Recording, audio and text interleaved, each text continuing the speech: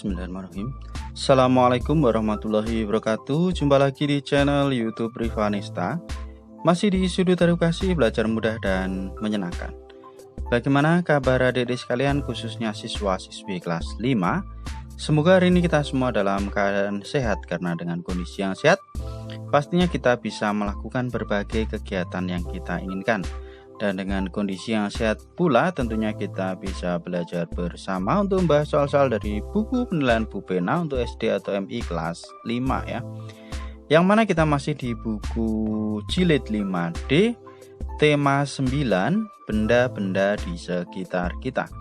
Oke adik-adik sekalian, kali ini akan kita bahas untuk soal tema 9 subtema 3 atau latihan soal subtema 3 di tema 9. Jadi yang masih ketinggalan bahasan sebelumnya bisa dilihat di playlist Bu Pena kelas 5.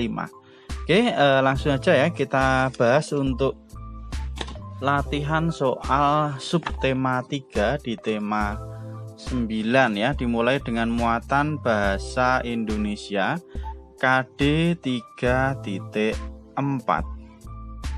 Kita mulai dari soal nomor 1.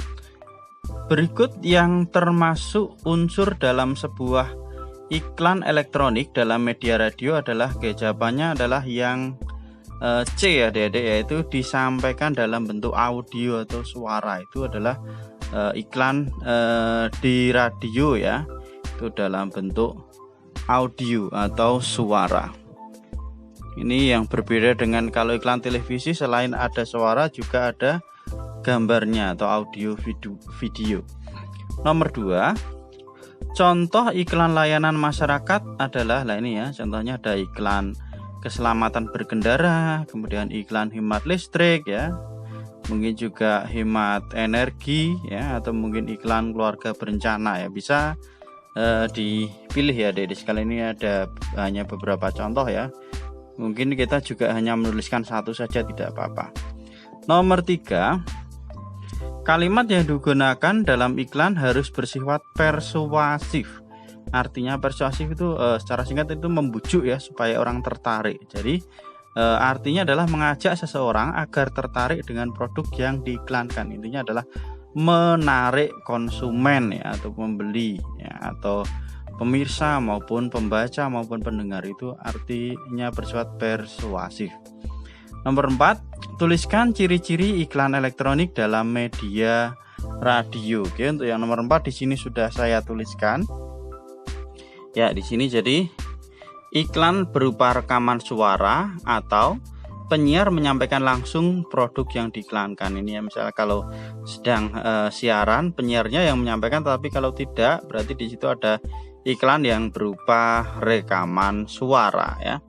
Lanjut ke soal nomor 5, tuliskan keunggulan dari iklan elektronik dalam media televisi. Keunggulannya apa kalau dalam media televisi? Ini dapat menjangkau seluruh pelosok negeri ya. Itu biasanya kalau TV kan disiarkan secara nasional ya, bahkan internasional. Kemudian selain itu apa ini? Selain suara, kalau iklan radio kan hanya suara, tetapi kalau televisi ya, selain suara juga terdapat gambar berupa video ya, sehingga lebih menarik jika dibandingkan iklan radio ya. Itu untuk nomor 5. Jadi untuk muatan bahasa Indonesia udah kita bahas semuanya. Sekarang kita ke muatan IPA. Perhatikan tabel berikut. Ini ada karbon, karbon dioksida, asam cuka, emas murni, air cuka, dan oksigen.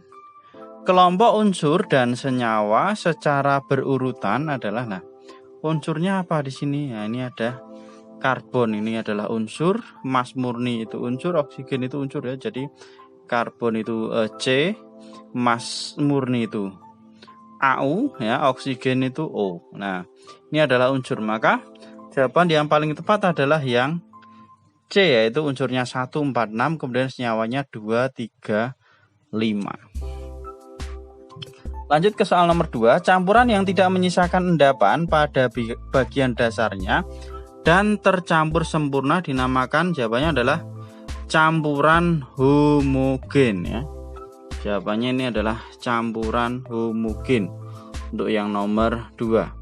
Kemudian nomor 3, Air yang bercampur tepung tapioka sesaat terlarut sempurna, tetapi setelah didiamkan selama 10 menit, muncul endapan tepung pada bagian dasar gelas. Hal ini menunjukkan campuran tersebut adalah, ini berarti heterogen ya, karena tidak bisa tercampur sempurna. Di bawahnya ada endapan, itu disebut campuran heterogen.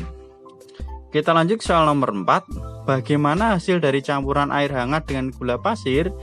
Jelaskan. Nah, untuk yang nomor 4 di sini sudah saya tuliskan ya. Oke ya.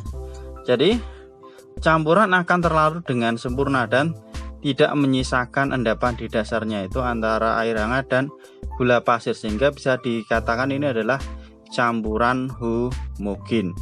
Itu untuk yang nomor 4. Lanjut ke nomor 5. Tuliskan contoh campuran homogen dan heterogen dalam kehidupan sehari-hari. Nah ini ya, untuk campuran homogen itu ada air gula, air garam, air sirup. Nah ini kalau dicampurkan dia akan bergabung menjadi satu atau terlarut sempurna ya, tidak meninggalkan endapan. Sedangkan contoh campuran heterogen ada bubur kacang hijau, kopi susu, sayur sop ya. Ini biasanya kalau kopi susu itu juga ada endapan ya. Bubur kacang hijau ataupun sayur sop itu dia tidak tercampur sempurna. Itu untuk mata pelajaran IPA. Sekarang kita ke mata pelajaran IPS. Nomor 1. Pak Rudi mempunyai peternakan ulat sutra. Ulat sutra dibudidayakan untuk diambil benangnya. Pak Rudi menjual benang sutra kepada pemilik industri pakaian. Berdasarkan kegiatan ekonominya, Pak Rudi disebut sebagai, jawabannya adalah produsen atau pembuat ya. Kalau distributor itu penyalur, konsumen itu pemakai, kolektor itu pengumpul. Nomor 2. Jenis usaha jasa mengutamakan. Nah, kalau jasa itu berarti yang diutamakan adalah keahlian ya, karena jasa, menjual jasa. Jadi keahlian. Nomor 3. Menanam padi di sawah termasuk jenis usaha di bidang. Nah, ini jawabannya adalah pertanian ya. Nomor 4. Tukang cukur atau tukang cukur rambut adalah contoh usaha di bidang jasa ya. Jadi dia menawarkan keahliannya ya untuk mencukur rambut. Nomor 5. Tuliskan contoh sikap menghargai usaha orang lain yang sudah kamu lakukan dalam kehidupan sehari-hari. Contoh sikap menghargai usaha orang lain ya. Di sini sudah saya tuliskan. Nah, ini ada 3 ya adik-adik. Yang pertama, memberi ucapan terima kasih, itu adalah salah satu contoh penghargaan. Kemudian memberikan pujian. Dan yang ketiga, tidak merendahkan usaha orang lain, itu adalah bentuk penghargaan terhadap usaha orang lain. Kita lanjut ke muatan berikutnya, ada muatan PPKN ya. Nomor 1. Contoh kegiatan yang mencerminkan kerukunan di lingkungan masyarakat adalah, ini di sini ada musyawarah ya. Kemudian ada kerja bakti dan juga ronda malam, ini yang dapat mencerminkan kerukunan ya. Nomor 2. Kenyamanan hidup dalam masyarakat perlu kita jaga dan lestarikan ya. Kemudian nomor 3. Mengapa kerukunan sangat diperlukan dalam kehidupan masyarakat? Nah, apa alasannya kira-kira untuk yang nomor 3? Nah, ini ya.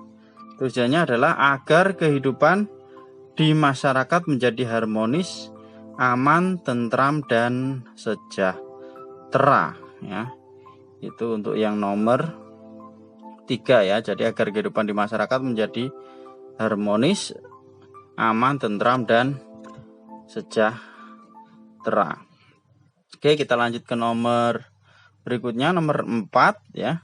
Jelaskan cara menghadapi berbagai perbedaan dalam kehidupan bermasyarakat ya. Ini untuk yang nomor 4 ya. Dengan menumbuhkan sikap menghargai, menghormati, toleransi, serta menghindari perselisihan ya. Itu untuk soal nomor 4. Kita lanjut ke soal nomor 5. Tuliskan contoh usaha-usaha yang dilakukan pemerintah untuk membina persatuan dan kesatuan dalam masyarakat.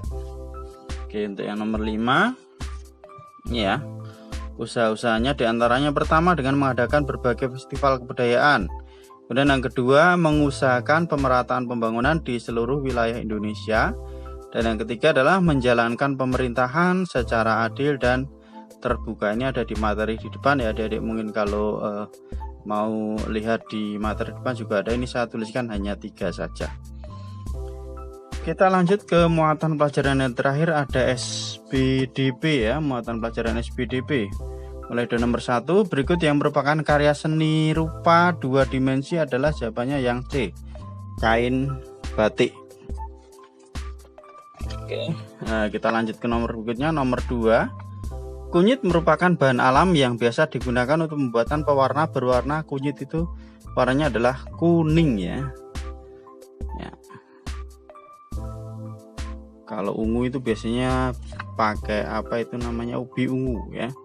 Nomor 3, gambar batik berikut menggunakan teknik membatik jumputan. Artinya, nah untuk yang nomor 3 di sini udah saya tuliskan ya. Jadi batik yang dikerjakan dengan cara diikat dan dicelup dengan warna, itu untuk yang nomor 3. Lanjut ke nomor 4 ya.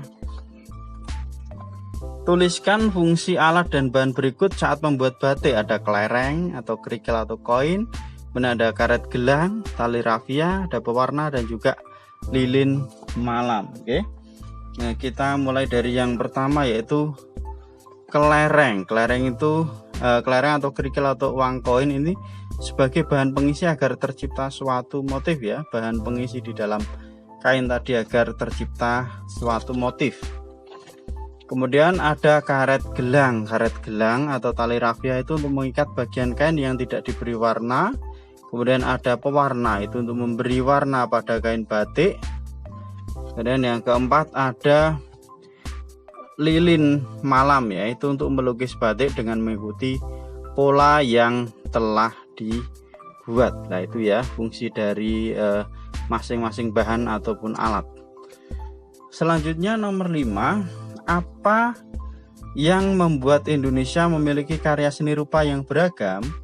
Jelaskanlah. Ini di materi juga ada adik-adik, silahkan mungkin kalau mau dilihat ini udah saya tuliskan. Jadi latar belakang suatu sejarah di wilayah yang kemudian mempengaruhi corak tradisional pada karya seninya ya. Itu ya, jadi untuk latihan soal tema 9 subtema 3 sudah kita bahas semua ya. Nanti akan kita lanjutkan untuk pembahasan penilaian akhir tahun ya. Oke, terima kasih sudah meluangkan waktu untuk belajar bersama. Mohon maaf apabila ada kekurangan, silahkan pertanyaan atau saran bisa dituliskan di kolom komentar untuk kita diskusikan bersama-sama ya. Dan yang masih ketinggalan bahasan sebelumnya bisa dilihat di playlist Bu Pena kelas 5. Saya rasa cukup sekian untuk pembahasan kali ini, dan mohon maaf apabila ada kekurangan. Saya akhiri. Assalamualaikum warahmatullahi wabarakatuh.